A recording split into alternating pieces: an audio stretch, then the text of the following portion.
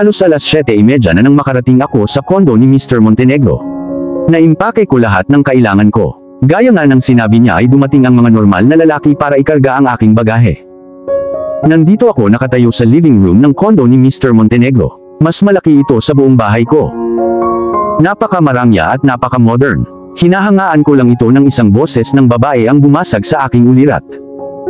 "Ma'am, maaari kang umupo. Maya-maya lang andito na si Sir." Matamis na sabi ng matandang babae. "Salamat." Umupo ako sa sofa. Nagsimula akong mag-scroll pababa sa Instagram feed ko. Sa aking pag-scroll, pag-stalk ay nalaman ko ang mga pinakabagong balita tungkol sa Kardashian-Jenners, malalaking tao. "Hello Sofia, welcome." Magalang nabati sa akin ni Mr. Montenegro. "I wonder twin brother siya ni Mr. Montenegro." "No, I am not twin brother of Gabriel. I am Gabriel Montenegro," sabi niya. "Shit," I said it loud. Kinakabahan akong tumawa. "Yes you did. Pwede ko bang itanong kung bakit naisip na twin ako? You greeted me so politely. At kahapon ng gabi inuutusan mo ako in short masungit ka, mayabang." "Okay, I must stop now right?"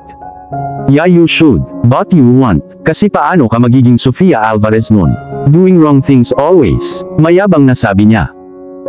"Nagsasalita ka na parang kilala mo na ako simula ng maraming taon," sabi ko sa argumento ko. "Sapat na ang alam ko tungkol sa iyo," mabagal niyang sabi. "Whatever, show me my room. Pagod na ako." "This way." Iginiya niya ang kanyang kamay sa kanan. Lumipat kami sa isang mahabang koridor. May iba't ibang painting na nakasabit sa dingding ng koridor. Napakaganda nila, ngunit hindi nakasulat ang pangalan ng artist. And me being me, tinanong ko, "Sino ang nagpinta ng mga painting na ito?" Walang nakasulat na pangalan ng artist. "Bakit ang dami mong tanong?" Inis na tanong niya. "I am just inquisitive person you know." Bumuntong hininga siya. "Fine." "Hindi mo pa rin ako sinasagot," sabi ko. "Pwede bang tumahimik ka? It's not that I am entitled to answer you. You just work here." Halos sigawan niya ako. Medyo nasaktan ako sa sinabi niya. Alam kong chef niya lang ako, pero mahinahon sana niyang sinabi sa akin. Wala akong gustong sabihin sa kanya pagkatapos. "Fine, be bitter. I will be more bitter." Pumasok kami sa isang kwarto. Oh my freaking goodness. Napakaganda nito. Hindi pa ako nakakita ng mas kamangha-manghang bedroom kailanman. At dahil isa lang itong guest room, nagtataka ako kung gaano kaganda ang magiging kwarto niya. "Oh Sofia, ano iniisip mo? Ito ang kwarto mo," sabi ni Gabriel. "It's really beautiful." "Thanks, but all my effort is of my sister." Proud niyang sabi. "Your sister? Before you ask several questions, I have a twin sister named Maya. She is a interior designer in Paris." Ngayon gusto mo bang malaman kung ano ang mayroon siya para sa kanyang dinner? O sino ang kadate niya? "Okay, stop. I just happen to ask you so many questions. It's not a crime like you commit," sabi ko tapos na-realize ko yung sinabi ko. "Kung tutuyin mo ako sa pagiging mafia ko, pwede ka nang umalis." Matigas niyang sabi. "Talaga, pwede ba akong umalis?" Masayang tanong ko. "No Sofia, now stop with your nonsense, at ipagluto mo ako, nagugutom na ako." "You, fine, anong gusto mong kainin?" "Chicken fried rice would do." "Okay, I will just freshen up and do the honors. Tatagal siguro ng kalahating oras." "Fine, just call me when it's ready. I am in my office." Tumango ako at saka siya umalis. Naglibot-libot ako sa kwarto ko. Oo, pwede ka talagang tumakbo sa kwarto ko. Ito ay ganito kalaki. Pagkatapos ay mabilis akong naligo. Sinuot ko ang aking puting crop top at black short at tumuloy sa kusina. Natapos na ako sa chicken fried rice ko. Sana magustuhan niya. Gusto kong magustuhan ng lahat ang pagkain ko. Yes, I may sound like Monica Geller, but it's a chef thing. At ngayon kailangan kong hanapin ang kanyang study. Gumagala ako ng kaunti at pagkatapos ay nakita ko ito. Kumatok ako sa pinto pero walang sumasagot. Kumatok ulit ako pero walang sumasagot. Kaya nagpa siya akong pumasok. At naroon siya, si Mr. Mafia, na natutulog ng payapa na may hawak na file sa kanyang kamay. Kung makikita mo siyang ganito, hindi mo akalain na isa siyang mafia leader. He looked so at peace, handsome and hot for sure. Then I realized na pumunta ako dito para tawagan siya, hindi para tingnan siya. "God Sofia." "Gabriel." Sinubukan ko siyang gisingin. "Gabriel," medyo pasigaw kong sabi. "Yes, what happened?" Tanong niya sa akin sa inaantok niyang boses. "Naparito ako para sabihin sa iyo na handa na ang hapunan." "Okay, let's go." Dumating kami sa kusina. Umupo siya sa dining table habang ako naman ay pumasok na may dalang fried rice at serving plate. Naguguluhan talaga ako kung allowed ba akong umupo sa kanya sa dinner o hindi. Pero pinili kong hindi umupo. Eto na yung chicken fried rice. Naglagay siya ng kutsarang puno ng fried rice sa bibig niya at nagbago ang ekspresyon niya. It's really amazing, sabi niya. Salamat, buti nagustuhan mo. Bakit wala ka? So I am allowed to sit with my boss, tanong ko.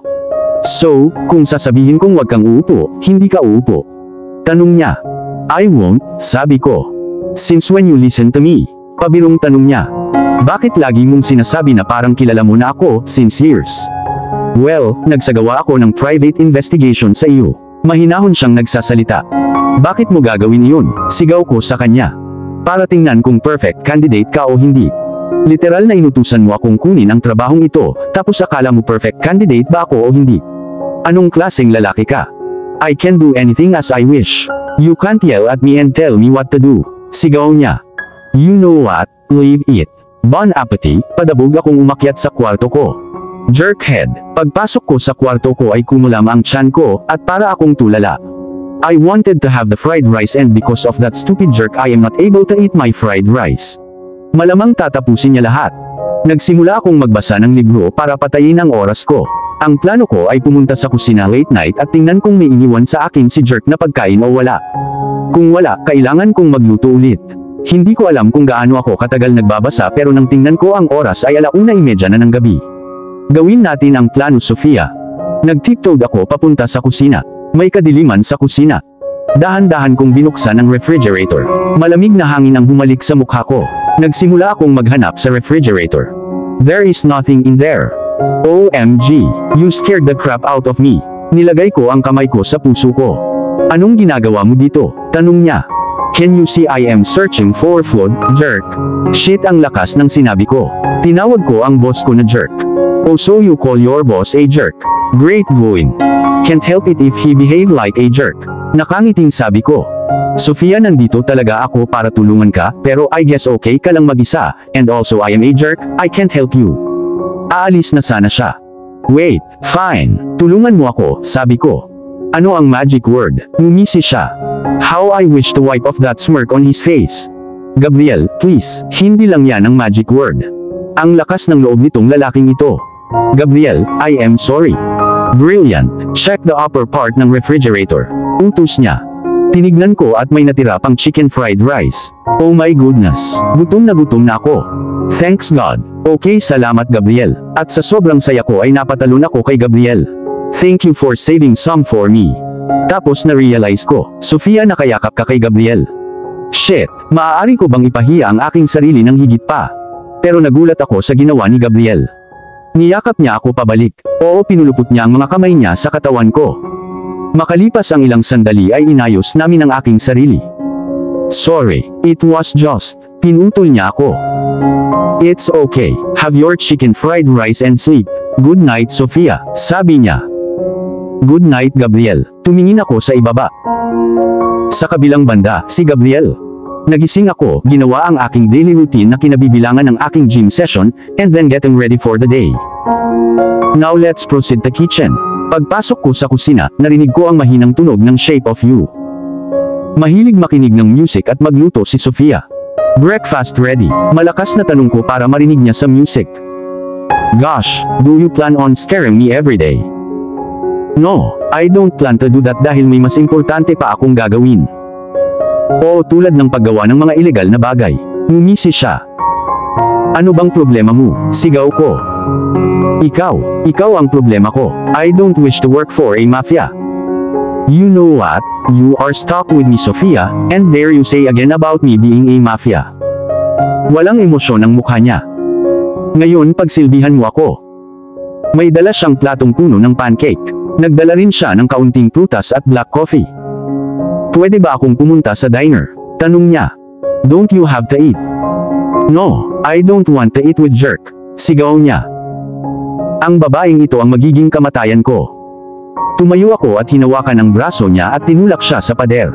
Nabigla siya dito. Isinandal ko ang katawan niya sa dingding. Napakalapit lang namin. Madilim na kayumanggi ang kanyang mga mata. Sa sobrang lapit namin ay ramdam na ramdam namin ang aming mga hininga. No, hindi ito maganda, Gabriel. Ginawa ko ang sinabi ng utak ko. Tinulak ko siya palayo. I am your boss. Hindi mo ako dapat sigawan. Mahinahon ngunit mariin kong sabi sa kanya.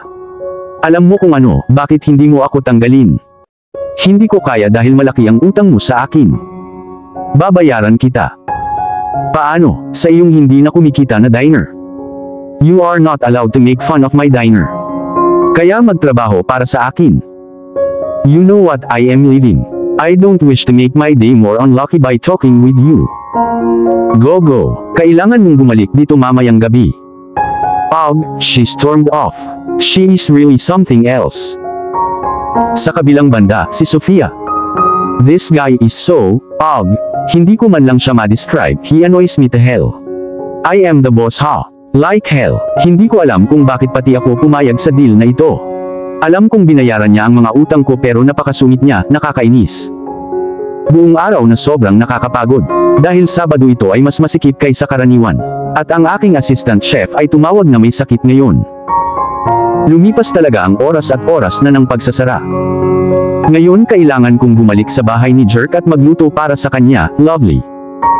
Nasa bus ako ng ang bestie ko, ang nag-iisang pamilya ko ang nagpasya na tawagan ako. Masaya kong sinagot ang tawag niya. Amelia, sabi ko. Sofia, saan ka ba nakatira? Sigaw niya. Nasa bahay mo ako, sabi ng mga kapitbahay mo lumipat ka kahapon. Where the hell are you? And with whom? Muli siyang sumigaw. Okay, makinig kang mabuti sa akin. Kaya kinuwento ko sa kanya ang buong mafia story. Have you lost your freaking mind? Why the fuck did you agree to that jerk? I could help you with your debts. Why him, Sofia? Amelia, I didn't want you to burden yourself. You have done for me already.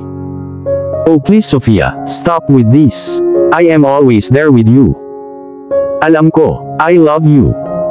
Fine, pero kahit anong kailangan mo andito ako. Napabuntong hininga siya. Love you too, now pack your bags, I am coming to pick you. I can use my savings to give it to that mafia leader, you are not living with any jerk. No Amelia, please trust me. I can manage, we will talk daily, please. Fine, but anything you need I am there, mumuntong hininga siya. Yes honey, got to go. I will call you later. Okay, bye, ingat ka, sabi niya at ibinaba namin ang tawag nang dumating ako. Nakarating ako sa kondo ni Gabriel. Sinalubong ako ng mga maids. Iniisip nila na madam ako o isang bagay na hindi ko alam kung bakit. Well, nag-enjoy ako, medyo. Tanong ko sa isa sa ginawa na ang pangalan ay Lucy. Nandyan ba si Mr. Montenegro? Oo, dapat nasa kwarto niya. Okay, salamat. Pumunta ako sa kwarto ko. Matagal akong naligo at nagsuot ng pink na crop top at gray na shorts. Aalis na sana ako papuntang kwarto ni Gabriel para tanungin kung anong gusto niyang kainin, may kumatok sa pinto ko. Yes, come in, sabi ko. Hi, si Gabriel yun. Oh hey, I was about to come to you. Oh is it, what for?